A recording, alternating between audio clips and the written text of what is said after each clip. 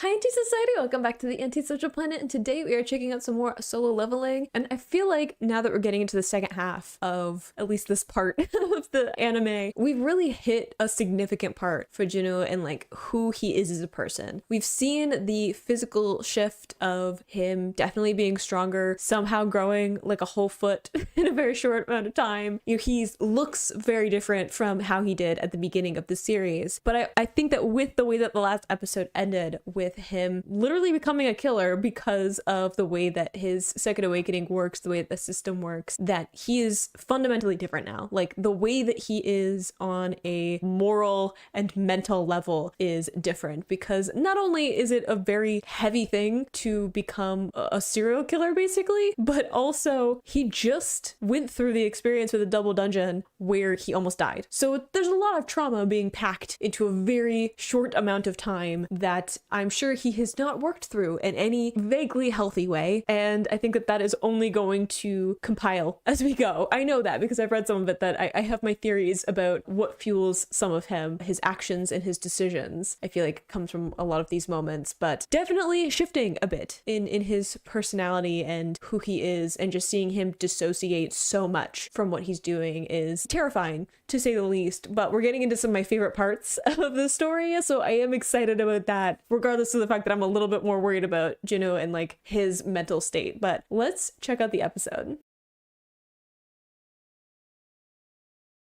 In 3, 2, 1, go.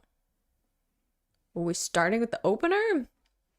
That always means that we're getting into some stuff. Usually if we begin with the openers because they don't want to interrupt the story. So I find that intriguing. I'm so excited. The closer and closer we get to Taeshik, the more excited I get. Even though I know he isn't like the big bad or anything like that. But I find him so interesting. Like, I love his character design. I love the way that his powers work. And I also just love him as like an example of what Jinwoo could become.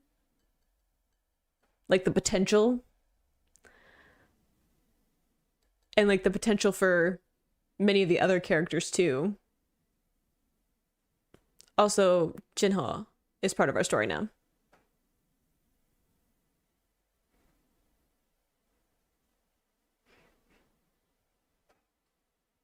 Also the baseline of this opener.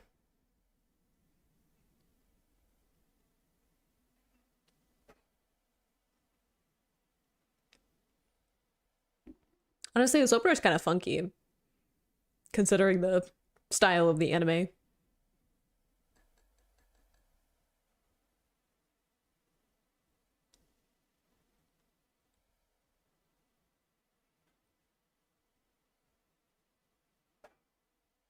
With a name that keeps popping up, being the only survivor. Weird. Mm-hmm.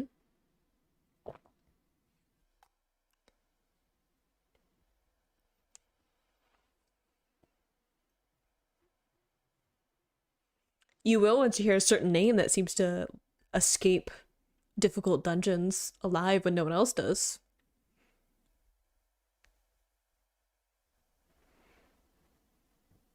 Yep.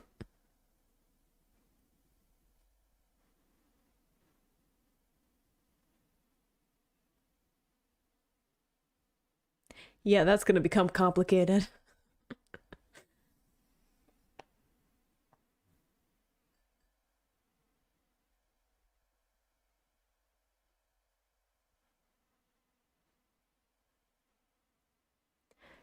I wouldn't say he had a good day, but he definitely got paid.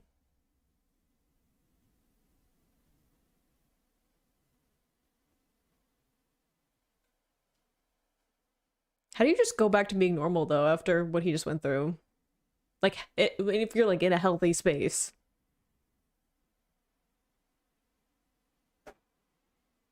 Oh.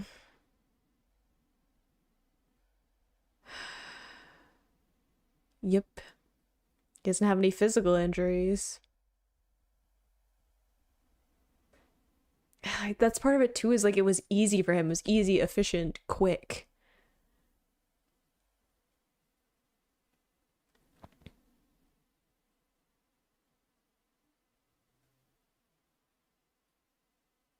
Yep.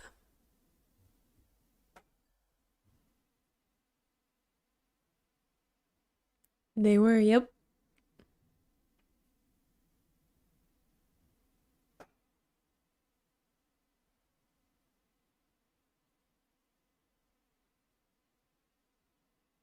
You should definitely be a little more should note that down for later. It's okay being lighthearted in the moment, but like maybe we come back to that at some point.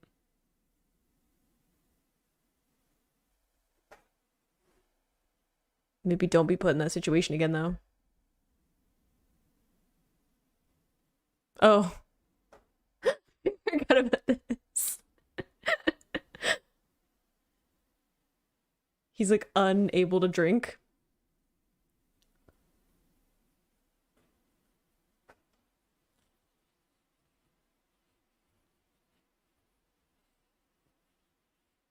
Can he drink caffeine?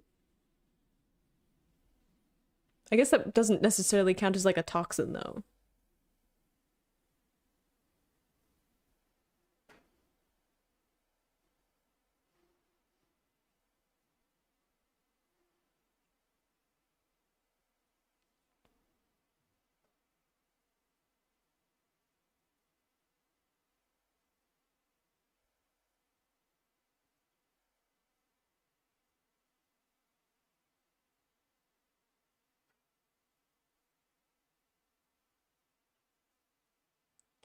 Yep. Which is why he keeps trying to push the limits of it, right? Like I get it too, like trying to see what you can do with this ability. I would be the same way. I'd be trying to figure out all the different things that I could do and pull off and how far I could push it, but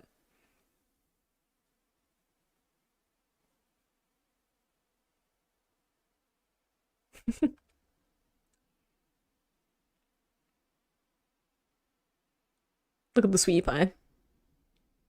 I can call him boss now. It's just adorable.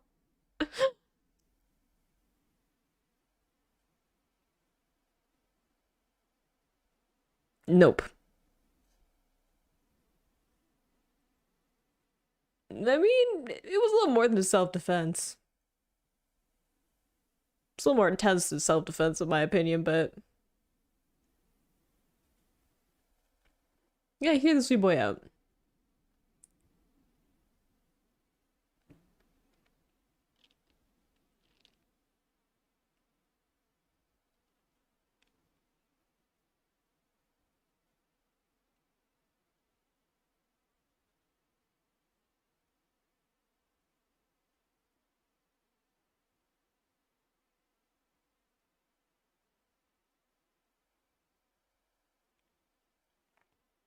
He's got ambition.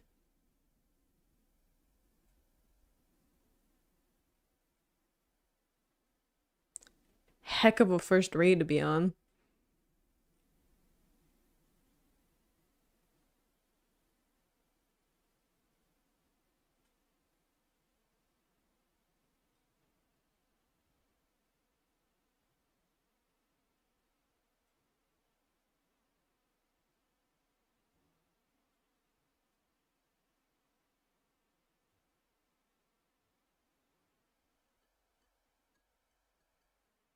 Yeah, there's a lot of wealth to be gained, which is why some people are drawn to it, right? Like people who want lots of wealth and are greedy or like want to get a huge cash out really quickly are drawn to the hunter life despite the risks.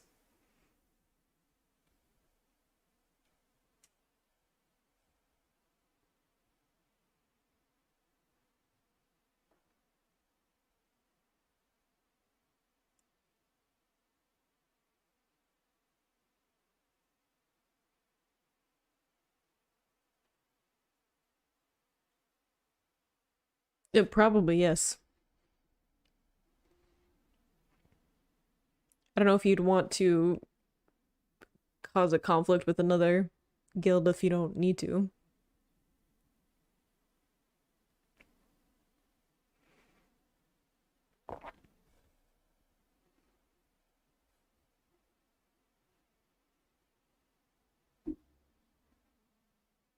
I mean, it is a good plan. He gets the experience that he needs, or they're actually getting to fight. Juno gets to actually fight, but keep his ability secret.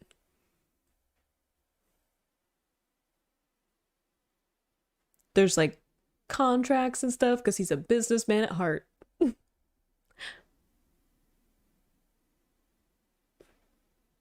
There's a finite number on it too. I mean, it's a pretty good deal.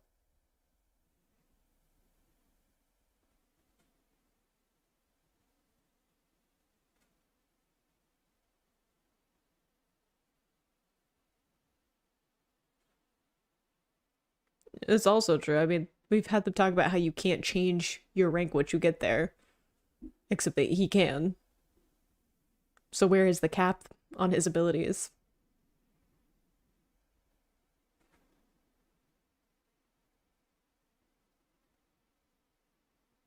Oh,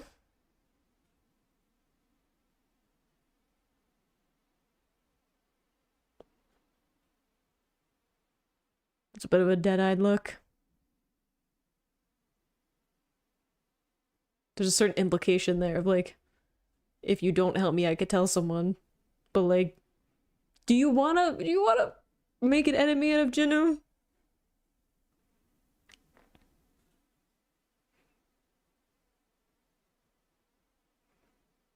Speaking of potential big bats,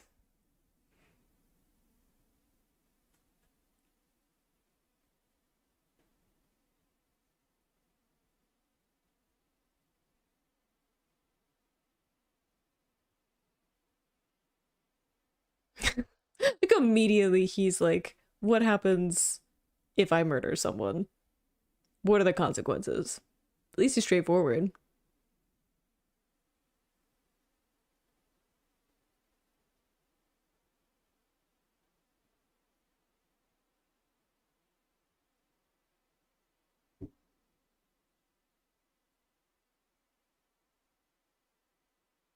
It's pretty shady.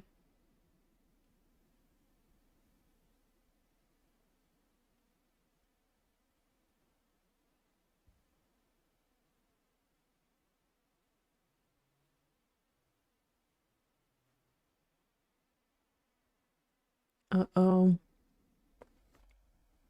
Oh, look at this picture.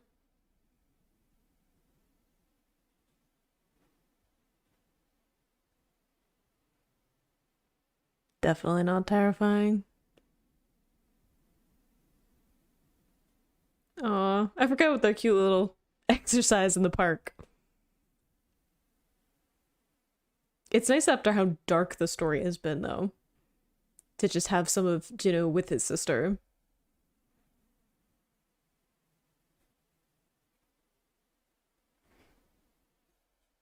Hypothetically.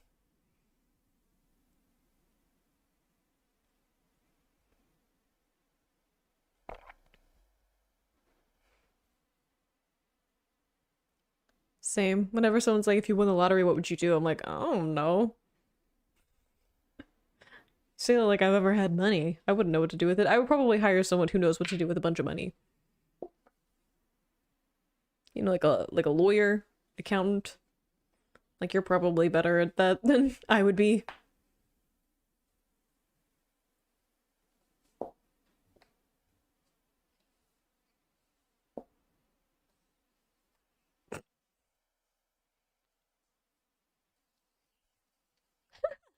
Like it's just like, let's see how high I can go with this. Again, I'd be the same thing. I'd be too curious not to know. How many push-ups can I do before it like maxes out? Or like what happens if I max it out? I wouldn't go, I don't know if I'd go running. I guess I would if the system was like, or you can fight in the desert. I guess I would go running, but generally, nope.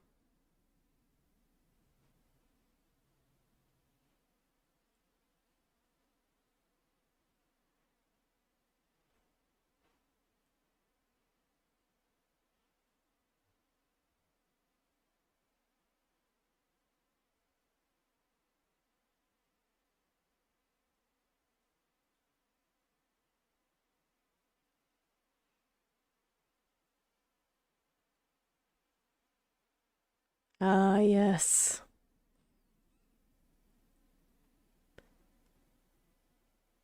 Demon Castle.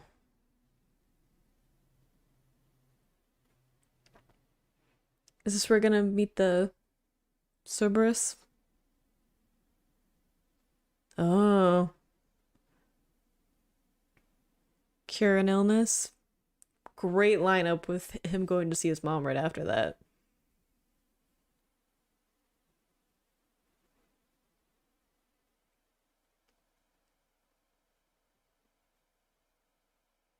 Like a great way of showing his motivation for it. And I like that kind of humanizes his goal of like him saying before, like, oh, I could probably become an S rank or higher. Like, who knows? And a lot of that was just like, I don't know, the curiosity of it, or like the challenge, or the needing to see how far you can push it, but giving him a goal of like, oh, I need to beat this S rank dungeon because it has the elixir of life, because it can be something that I give my mom.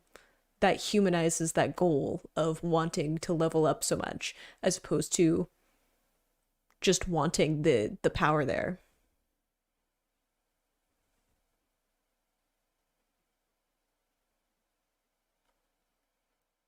There's the puppy.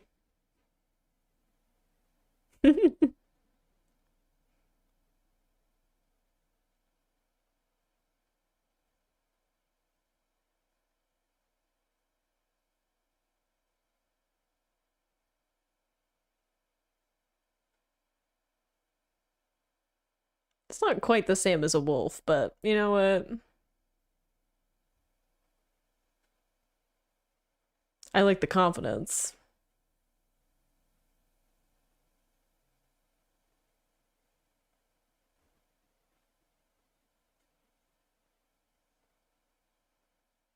I also love that it shows a great power scaling for this, because we just saw him again, like, take down a bunch of hunters super quickly, easily, efficiently, and then you put him in an S rank situation, and it makes you realize how outpowered he is, like how much he's not prepared for this kind of challenge, and you set that up with him having an S rank hunter that is taking interest in him.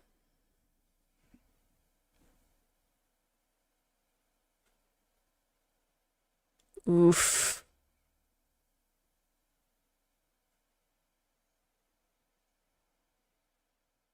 Yeah, you're gonna have to move, boy.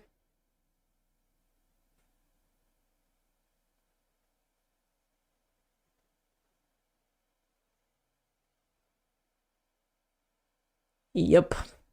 Wasn't even its final form.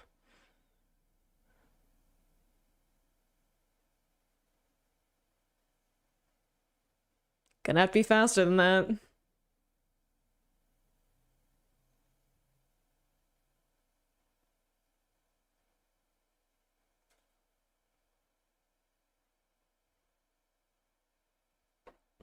Like, it's such a just a great way of showing how, even though he's leveled up so much and it's become a lot easier for him to do the basics that he was struggling with before, he's still nowhere near where he was aiming to be. Like, he had too much confidence in himself. It's not enough to just do a bit of training and level up. It's not enough to just have like conviction.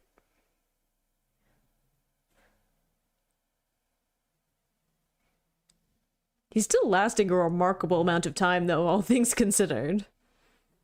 Like, he still has some strategy, which is when I love the way his mind works, like the way that he's able to um strategize, and he's in that desperation where he needs to think things through and come up with plans. Boy, we don't have time to talk out loud to ourselves.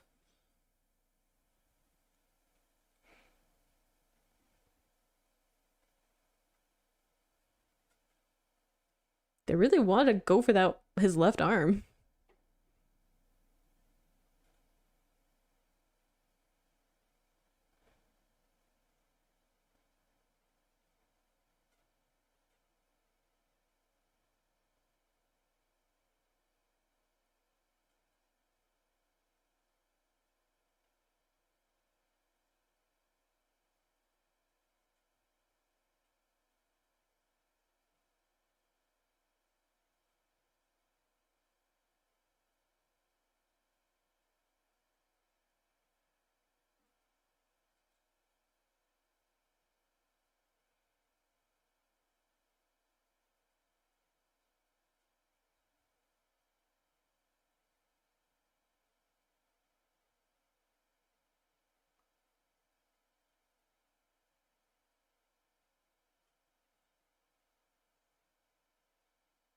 It's a gamble.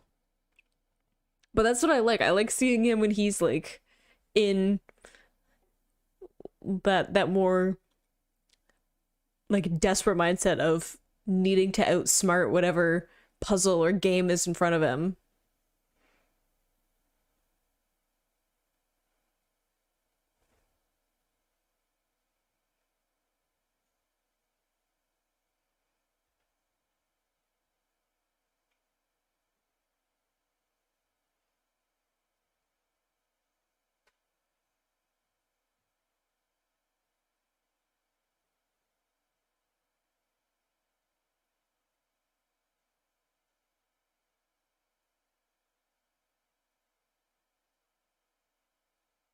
Oof. I love that shot of it like coming towards the camera.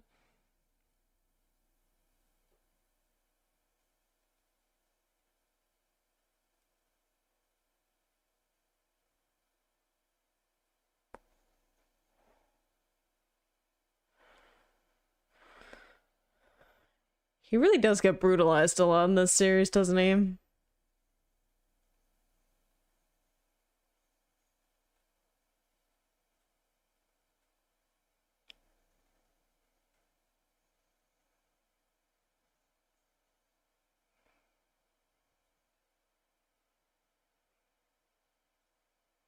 Jeez.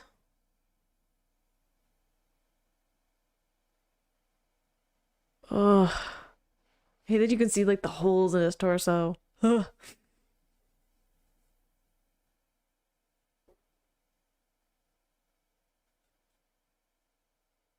Yeah, you're gonna get some crazy experience from that.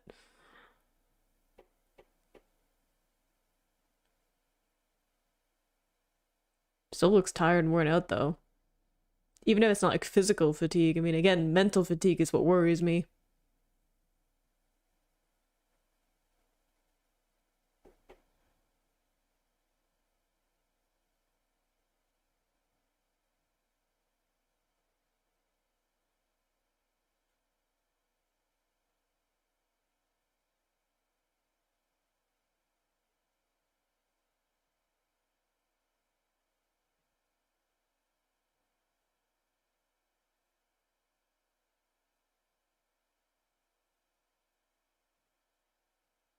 I love that shot of it lined up in his eye of the burning building. I mean, a lot of just great power scaling in this. Like, and I love it in direct contrast with the end of the last episode where he just brutalized these other hunters who were supposed to outrank him so much, showing how much he leveled up by going into the instance dungeon and through his daily quests and stuff, showing how much he's improved and how much easier it is for him to deal with situations that would have been very catastrophic for him before getting a second awakening. And then immediately juxtaposing that with him doing this S rank. I just remembered that I wasn't going to watch through this because I already know what's going to happen and there's no proper preview anyway. But yeah, great juxtaposition between him leveling up, so Jinu becoming significantly more powerful than he has been at any other point, and very much being able to easily deal with situations that would have been far more detrimental to him previously, and immediately contrasting that with S rank and like how much that is out of his league. Even though he did a good job and he did in fact beat the Cerberus that was there, still a huge struggle. And the reason that he got out of it was because he had these items and he had saved up other stuff because he didn't need it up to that point. But him acknowledging, if I went into this actual dungeon, I would die. Like, there's no way that I'm getting out of that. Showing just how much of a difference there is between where he is right now and where he wants to go. But I also love humanizing that goal. It's not just him saying, oh, I want to get to S rank because I want to defeat this dungeon, or I want to see how far I can go. I want to see what happens if I can get past S rank. Like, what does that mean? What is the cap out of my abilities? And instead grounding that in the human of, I want to get this item because it could heal my mom, and that's the main goal for him, is survival and his family. So having it be more about how do I help and protect the people that matter to me instead of the challenge of it or the experimentation of it. I feel like he has a very detached, almost scientific way of looking about his abilities abilities. Like he wants to see like, oh, how far do I run before the stats cap out, because I can go over the amount that was put for me for my daily quest. Him saying, what other things do my abilities do, like drinking all of the alcohol, because he's like, okay, does it always work? At what point does my body stop breaking down the alcohol and stuff like that? You know, like him just testing things out because he's curious, because he wants to see how the ins and outs of his abilities are, and instead matching that with an actual human emotion driven goal of needing to get this cure potentially for his mother's illness. And what does that mean? And even him talking about with his sister of like, hey, if we had this much money, what would you do with it? And his sister being like, oh, like I would pay off a bunch of our mom's medical bills, and then I'd probably go to school, and then after that, I don't know. Him at that point saying like, I don't want to just agree to help this person become a guild master. I don't want to just take this contract without thinking of what would we actually practically do with that money. Like it isn't about just having a bunch of money. It's like, what are the actual uses of that? What would be the point of having that money? And it always stems back to his family and how can he help them. And you can see him more considering taking that money if it means paying a bunch of medical bills and sending his sister to school. That's a different consideration than what we've seen with other hunters of just wanting a huge payout for like the greed, or because there's something about treasure hunting about it. Very different motivation. So again, lots of interesting things happening right now with Juno and like who he is as a character and how he's shifting as it goes on, and like even him being in fear of how detached and easy it was for him, and like almost questioning whether or not he is transforming as a direct response to the second awakening, if this system has some kind of control over him on a deeper level than just telling him his different quests and things like that, or if it's more about his abilities, or is he shifting in his own way. If he didn't have the system telling him to do this stuff, would there be a point where he could have also been pushed to where he is now? Is his shift completely separate from his second awakening, or is it a direct response to it? Him questioning those things, and how dangerous is it for him to be following these quests and the system and the rules applied to it. Lots of really cool things going on with the series so far. Obviously I have a little bit more knowledge of what's going on because I've read some of the manhwa, but definitely excited for some of the stuff that is coming up in the story. But I hope you enjoyed watching that along with me. You can click this playlist to go and see my previous reactions, or you can subscribe to miss next time I post a solo leveling reaction, and I will see you in the next video. Bye.